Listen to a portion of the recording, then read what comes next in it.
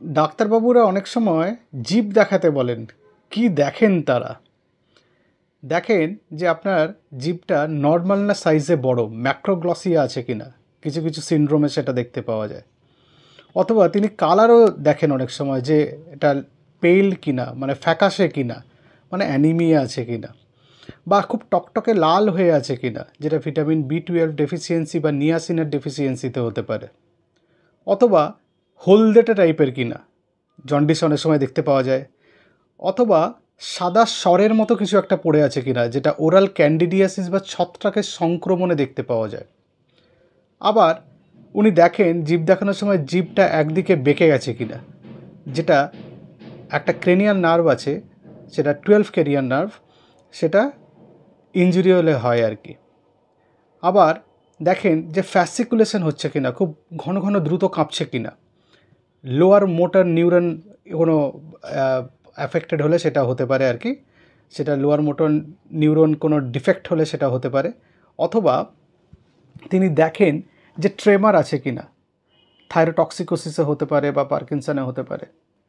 আবার কতগুলো বিনাইন কন্ডিশনও দেখতে পাওয়া যায়, যেমন একটা ফিসার আছে কিনা, জিভের মধ্যে কোনো একটা দাগ আছে কিনা ডিপ, সেটা ডাউন সিনড্রোমে দেখতে পাওয়া যায়। আবার তিনি দেখেন যে জিভটা কালো হেয়ারি কিনা, মানে পুয়ার হাইজিন হলে বা স্মোকারদের এরকম দেখতে পাওয়া যায়। বা কোনো ম্যাপের মতো জিভের ওপর আঁকা আছে কিনা, যেটা বিনাইন, যেটাকে জিওগ্রাফিক টাং বলে, সেটা কিছু করার দরকার নেই, মানে নর্মাল এটা অনেক মানুষের থাকতে পারে।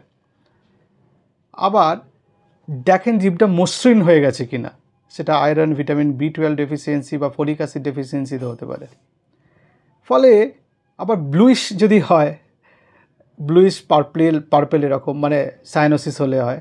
ফলে অনেক কিছু এই জীব দেখেন, মানে প্রাইমারিলি হয়তো অ্যানিমিয়া দেখার জন্য দেখছেন, কিন্তু আরও অনেকগুলো রোগে এই জীবে অনেক চেঞ্জেস দেখতে পাওয়া যায়। ফলে সাধারণভাবে একটা শুধু অ্যানিমিয়া কম বা রক্ত কম আছে দেখার জন্য জীব দেখতে বলেন, ব্যাপারটা তা নয় আর কি। অনেকগুলো জিনিস তিনি দেখার চেষ্টা করেন, বোঝার চেষ্টা করেন। দেখা যায় যে জিভের মধ্যে সাদা স্বর পড়েছে, যেটা ওরাল ক্যান্ডিডিয়াসিস বলে, দেখা হলো তারপরে ডায়াবেটিস ডিটেকশন হলো, মানে ডায়াবেটিসে এরকম দেখতে পাওয়া যায়। আবার যারা ইনহেলার নিচ্ছেন তাদেরও মুখে ফাঙ্গাল ইনফেকশন অনেক সময় হতে পারে। অনেকগুলো জিনিস উনি দেখেন ডাক্তারবাবু, যে শেপটা কীরকম, কালারটা কীরকম, জিভটা কীরকম, একদিকে আছে না মাঝখানে আছে না মোটা না পাতলা, অনেক কিছু। ফলে অনেকগুলো ক্লিনিক্যাল ইমপ্লিকেশান আছে, তো ভাবলাম আপনাদের সঙ্গে শেয়ার করি আমি, আপনারা জানবেন এটা। নমস্কার।